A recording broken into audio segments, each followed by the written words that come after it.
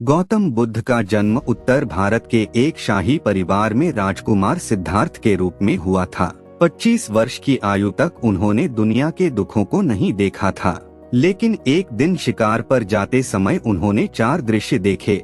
एक बीमार व्यक्ति, एक बूढ़ा व्यक्ति, एक शव यात्रा और एक भिक्षा मांगता हुआ भिक्षु।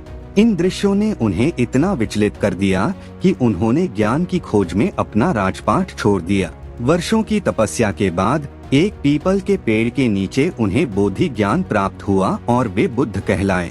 उन्होंने अपना पहला उपदेश बनारस, वाराणसी में दिया, जो गंगा नदी के किनारे सबसे पवित्र स्थान माना जाता है।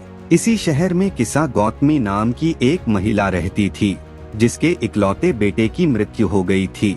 अपने दुख में वह इतनी व्याकुल थी कि अपने मृत बच्चे को गोद में लेकर पड़ोसियों के पास जाकर दवा मांगने लगी ताकि उसका बेटा फिर से जीवित हो जाए। लोगों ने सोचा कि वह पागल हो गई है, क्योंकि उसका बेटा मर चुका था। अंत में एक व्यक्ति ने उसे बुद्ध के पास जाने की सलाह दी।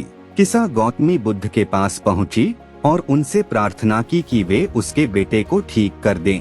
बुद्ध ने उसकी बात सुनी और कहा, मुझे एक मुट्ठी सरसों के बीज लाकर दो। गौतमी बहुत खुश हुई और बीज लाने निकली, लेकिन तभी बुद्ध ने एक शर्त रखी। यह बीज तुम्हें उस घर से लाना होगा जहाँ कभी किसी की मृत्यु न हुई हो, न किसी के पिता, न पति, न बच्चे और न ही किसी मित्र की। किसा गौतमी घर घर गई।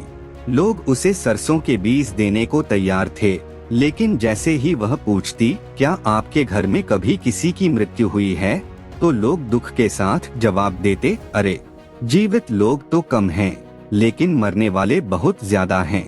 हमें अपने पुराने दुखों की याद मत दिलाओ। गौतमी को पूरा शहर छानने के बाद भी एक भी ऐसा घर नहीं मिला जहां कभी किसी की मृत्यु न हुई हो।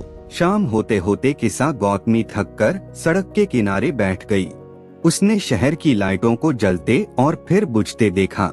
तब उसे एहसास हुआ कि मनुष्य का जीवन भी इन लाइटों की तरह है, जो जन्म लेता है वह एक दिन बुझ जाता है।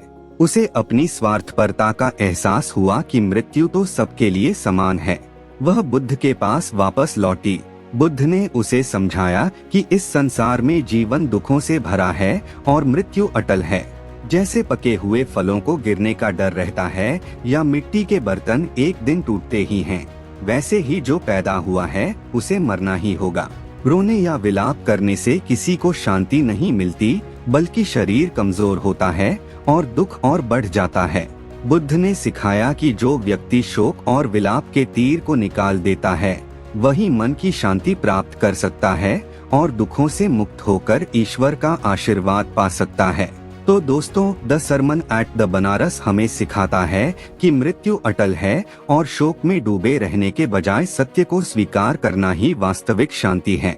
उम्मीद है कि किसा गौतमी की यह यात्रा आपको जीवन को एक नए नजरिए से देखने में मदद करेगी।